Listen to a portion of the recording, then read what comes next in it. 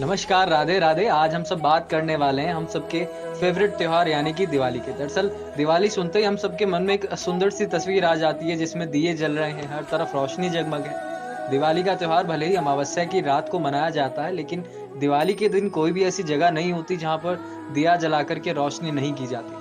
हर एक जगह रोशन की जाती है। पर शायद कई बार हम इस त्योहार के असली उद्देश्य को ही भूल जाते हैं। त्योहार की खुशियों में या फिर अपने घर के माहौल में हम कई बार इस त्योहार के असली मकसद को, उस त्योहार के असली उद्देश्य को भूल जाते हैं। और आखिरकार कई सारे ऐसे लोग भी होंगे जिन्हें इस त्योहार का असली मतलब ही नहीं पता। सबसे पहले आज हम आपको यही समझाएंगे कि दिवाली आखिर मनाई क्यों जाती है, आखिर दिवाली के पीछे की धार्मिक मान्यता क्या है। हमारे सनातन धर्म में दिवाली को लेकर कई सारी चीज़ें हैं, कई सारी बातें हैं। बस आज वही सारी चीज़ें, वही सारी बातें आज हम आपके साथ शेयर करेंगे कि दिवाली की पूजा भी इस बार आपको कैसे करनी है, क्या पूजन विधि रहेगी और क्या मुहूर्त रहेगा पूजा करने के लिए। सबसे पहले आप ये समझिए कि दिवाली मनाई क्यों जाती है। दरअसल हर साल कार्तिक मास की अमावस्या को ही दिवाली मनाई जाती है। इस दिन विशेष रूप से माता लक्ष्मी और भगवान श्री गणेश की पूजा की जाती है। अब ये समझिए कि माता लक्ष्मी की पूजा दिवाली के दिन विशेष रूप से क्यों की जाती है और गणेश जी की भी पूजा इस दिन क्यों की जाती है। दरअसल इसी दिन, दिवाली के ही दिन, जब समुद्र मंथन चल रहा था, तब दिवाली के दिन माता लक्ष्मी समुद्र में से प्रकट हुई थी। इसीलिए इस दिन को माता लक्ष्मी के जन्म दिवस के रूप में, जन्मदिन के रूप में भी मनाया जाता है। हालांकि भगवान गणेश की पूजा इसीलिए की जाती है क्योंकि दिवाली पर सभी की मनोकामना ये रहती है कि माता लक्ष्मी आकर के सभी को धन दे, ठीक है। और साथ में गणपति का काम ये होता है कि वो सभी को सद्बुद्धि दे, सारे विघ्नों को दूर करे, क्योंकि गणपति भगवान को विघ्नहर्ता कहा गया है। साथ ही दिवाली मनाने की एक वजह ये भी है, और ये जो बात है दरअसल ये भगवान श्री कृष्ण से जुड़ी हुई है। एक बार नरकासुर नामक राक्षस ने 16,108 महिलाओं को बंदी बना लिया था। वो तीनों लोकों के देवी देवताओं को, आम नागरिकों को, सभी को परेशान कर रहा था। तभी भगवान श्री कृष्ण को ये चीज पता चली और भगवान श्री कृष्ण ने नरकासुर के साथ युद्ध किया। हालांकि इस युद्ध में भगवान श्री कृष्ण ने नरकासुर का वध नहीं किया, बल्कि उनकी जगह उनकी पत्नी यानी कि सत्यभामा ने नरकासुर का वध किया, क्योंकि नरकासुर को ये एक तरह का वरदान मिला हुआ था कि कोई भी महिला केवल उसका वध कर सकती है, कोई भी पुरुष उसका वध नहीं कर सकता है, केवल एक महिला ही उसका वध कर सकती है। अब हुआ ये कि भगवान श्री कृष्ण और सत्यभामा जी दोनों इस युद्ध में गए, लेकिन भगवान श्री कृष्ण ने सत्यभामा को इस युद्ध में अपना सारथी बनाया। जैसे कि महाभारत के युद्ध में भगवान श्री कृष्ण खुद अर्जुन के सारथी बने थे, ठीक इसी तरह से इस युद्ध में भगवान श्री कृष्ण ने युद्ध लड़ा जरूर, लेकिन उनकी जगह, ठीक है, इस जो राक्षस था नरकासुर, उसका वध किया उनकी पत्नी सत्यभामा ने। और इस युद्ध में सत्यभामा भगवान श्री कृष्ण की सारथी बनकर के गई थी। भगवान श्री कृष्ण ने और सत्यभामा ने मिलकर के ये युद्ध लड़ा नरकासुर के खिलाफ, जिसमें कि नरकासुर का वध सत्यभामा ने किया। और इसके बाद भगवान श्री कृष्ण ने उन सभी महिलाओं को नरकासुर की कैद से आजाद करा लिया। और इस बात की खुशी लगातार लगभग 2 दिन तक मनाई गई, जिनमें कि एक दिन को हम नरक चतुर्दशी या फिर कई जगह काली चौदस कह करके भी मनाते हैं, और दूसरे दिन को हम दिवाली कहते हैं। अगली बात जुड़ी हुई है, जो कि हालांकि ज्यादातर लोगों ने सुनी हुई है। अगली बात जुड़ी है मर्यादा पुरुषोत्तम भगवान श्री राम से। दरअसल जब भगवान श्री राम रावण का वध कर कर माता सीता, लक्ष्मण और हनुमान जी के साथ अयोध्या लौटे, तब अयोध्या वासियों ने इस बात की खुशी मनाई और दिया जला करके दिवाली का त्योहार हर्षोल्लास से मनाया। इसीलिए आज के समय में भी दिवाली मनाई जाती है, दिए जला करके, मिठाइयाँ खा करके, नए कपड़े पहन करके। अब हम बात करते हैं इस साल यानी कि 2022 में आखिर दिवाली की पूजा हमें कैसे करनी है। इस साल 2022 में कई सारे लोगों के मन में कंफ्यूजन है कि दिवाली 24 अक्टूबर को मनाएं या फिर 25 अक्टूबर को। पर हम आपको आज इस सवाल का जवाब दे देते हैं। इस बार दिवाली 24 अक्टूबर को ही मनाई जाएगी पूरे देश में, पूरी दुनिया में। दरअसल कार्तिक मास की अमावस्या को ही दिवाली मनाते हैं, पर इस साल 24 अक्टूबर को प्रदोष काल में अमावस्या तिथि होगी। उसी दिन निशीत काल में अमावस्या तिथि रहेगी।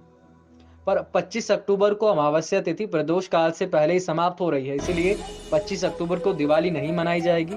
इसीलिए पूरे देश में, पूरी दुनिया में 24 अक्टूबर को ही दिवाली हर्षोल्लास के साथ मनाई जाएगी। अगर आपका कोई भी दोस्त या कोई भी रिलेटिव अगर 25 अक्टूबर को दिवाली मनाने की बात कहता है, तो आप उन्हें हमारा ये वीडियो जरूर शेयर कीजिएगा। अब आपको ये समझाते हैं कि आखिर इस साल दिवाली पर कैसे पूजा करनी है। दरअसल हर साल की अगर हम बात करें तो बहुत सारे लोग होते हैं जो कई तरह तरह की विधियां करते हैं, कई तरह तरह की पूजा पाठ करते हैं, और बहुत से लोग ऐसे भी होते हैं जो बहुत सामान्य, बहुत साधारण से तरीके से पूजा पाठ करते हैं दिवाली पर। लेकिन आज हम आपको दिवाली पर पूजा पाठ करने का एक सही तरीका बताएंगे कि आखिर इस साल दिवाली पर आपको माता लक्ष्मी की पूजा कैसे करनी है, भगवान गणेश की पूजा आपको कैसे करनी है कि माता लक्ष्मी और भगवान गणेश सदा के लिए आपके घर में विराजमान हो जाए। इस बार दिवाली की पूजा का मुहूर्त भी हम आपको बता देते हैं। शाम 6:54 से लेकर रात 8:16 तक का ये मुहूर्त रहेगा। लगभग मतलब 1 घंटे 20 या 21 मिनट के करीब का ये मुहूर्त रहेगा। अब आप ये समझिए कि पूजा की विधि क्या रहेगी। सबसे पहले पूर्व दिशा में कोई पटड़ा यानी कि कोई चौकी आपको रख लेनी है, और सबसे पहले आपको उसके ऊपर एक लाल रंग का कपड़ा रख लेना है, और अब उस कपड़े पर गंगा जल छिड़कना है, और भगवान गणेश की मिट्टी की मूर्ति, जी हाँ, भगवान गणेश और माता लक्ष्मी दोनों की ही मिट्टी की मूर्ति आपको ला करके रखनी है घर में। भगवान गणेश की मिट्टी की मूर्ति सबसे पहले आपको रखनी है, और भगवान गणेश के दाहिनी तरफ मतलब उनकी राइट साइड आपको माता लक्ष्मी की मिट्टी की मूर्ति रखनी है। आपको ये ध्यान रखना है कि माता लक्ष्मी और भगवान गणेश दोनों का मुख, दोनों का चेहरा पूर्व दिशा की ओर ही होना चाहिए।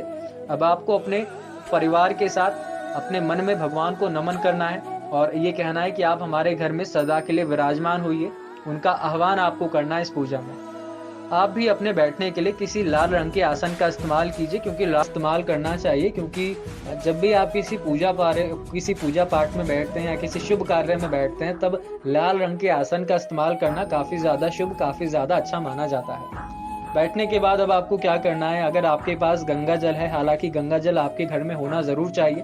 अगर आपके आसपास में कहीं पर गंगा जल आपको मिल सकता है, या फिर अगर आपके घर में पहले से ही गंगा जल है, तो चारों दिशाओं में, उत्तर, दक्षिण, पूर्व, पश्चिम, चारों दिशाओं में गंगा जल थोड़ा थोड़ा करके आपको छिड़कना है। अगर गंगा जल आपको नहीं मिल पाया तो फिर कोशिश कीजिए साफ पानी, शुद्ध जल आप छिड़कें, ताकि आसपास का वातावरण भी शुद्ध हो जाए।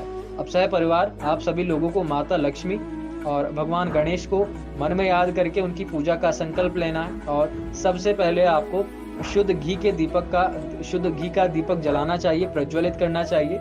सबसे पहले आपको क्या करना है कि भगवान गणेश को पीले कपड़े, पीली मिठाई और मोदक और उनकी प्रिय दूब घास आप उनके सामने रख दीजिए, उन्हें अर्पित कीजिए।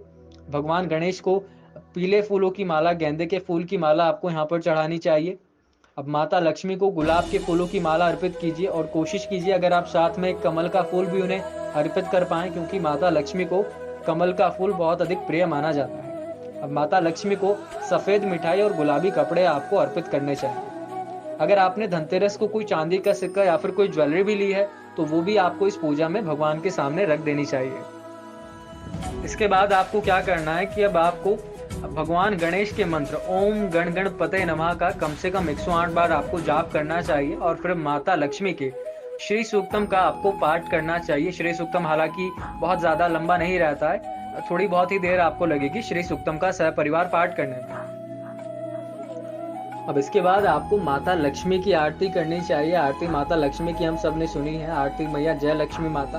ये आरती आपको कंप्लीट करनी है, और अच्छे से, ऐसा नहीं कि आपने केवल नाम के लिए पूजा की है। आप चाहे विधियां थोड़ी कम कर रहे हैं, आपके पास भले उतना ज़्यादा महंगी चीज़ें नहीं हैं, उतना ज़्यादा महंगा सामान नहीं है, उतने ज़्यादा महंगे प्रसाद या उतने ज़्यादा महंगे कपड़े आपके पास नहीं है कि आप भगवान को दें, लेकिन कम से कम आपके मन में भाव अच्छा होना चाहिए, आपकी श्रद्धा अच्छी होनी चाहिए। चाहे फिर आप मतलब भगवान के सामने कैसी चीज़ें अर्पित कर रहे हैं, चाहे आपके पास ज़्यादा धन है या नहीं, ठीक है, लेकिन कम से कम आपके मन में अगर भाव अच्छा रहेगा तो सारी चीज़ें भगवान आपको अपने आप दे देंगे।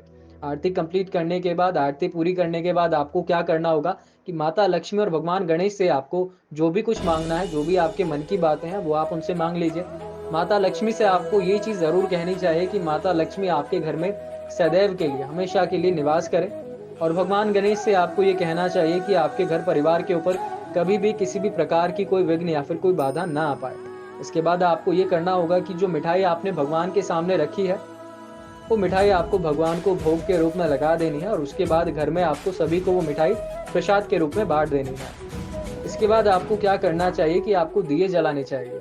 5 दिए पहले आपको अलग जला करके रख लेने हैं, और जब आप इन 5 दियों को प्रज्वलित कर लेंगे तो इन्हें आपको एक थाली में रखना चाहिए, और भगवान के समक्ष या फिर भगवान के सामने ही आप ये 5 दिए रखे रहने दीजिएगा। तो ये आप कीजिए। और इसके बाद आपको क्या करना है, पहले एक दिया आपको जलाना होगा घर के मुख्य दरवाजे पर, और उसके बाद आपको एक दिया रख कर के आना चाहिए घर के आसपास के किसी मंदिर में। उसके बाद ही मतलब आपको दिवाली का सेलिब्रेशन या फिर दिवाली का त्यौहार पूरे अच्छे तरीके से मनाना चाहिए। खास बात आपको ये भी समझनी चाहिए कि दिवाली की रात अक्सर सभी के घरों में बहुत अच्छे-अच्छे खाने या बहुत अच्छे-अच्छे पकवान बनते हैं। दिवाली के समय पर आपको ध्यान रखना चाहिए कि आप जो भी कोई खाना बनाएँ, जो भी आपका कोई प्रिय भोजन है, जो भी आप चीज़ खाने में बनाएँ, उसमें प्याज़ और लहसुन का प्रयोग अगर आप ना ही करें तो ज़्यादा बेहतर होगा, क्योंकि लहसुन और प्याज़ तामसिक भोजन में माने जाते हैं। तो बस ये 2 ही चीज़ें आपको भी करनी चाहिए कि आप लहसुन और प्याज़ के खाने का इस्तेमाल उस दिन ना ही करें। तो यहाँ पर ही हमारा आज का ये वीडियो समाप्त होता है। हालाँकि वीडियो अगर आपको बहुत अच्छा लगे, वीडियो अगर आपको पसंद आए तो आप हमारे चैनल को सब्सक्राइब, लाइक कीजिएगा हमारे वीडियो को, और साथ ही इस वीडियो को अपने दोस्तों के साथ, अपने रिश्तेदारों के साथ भी आप शेयर कीजिएगा, और जुड़े रहिए हमारे साथ यानी हैप्पी माइंड जस्ट्रोलॉजी के साथ। नमस्कार, राधे-राधे।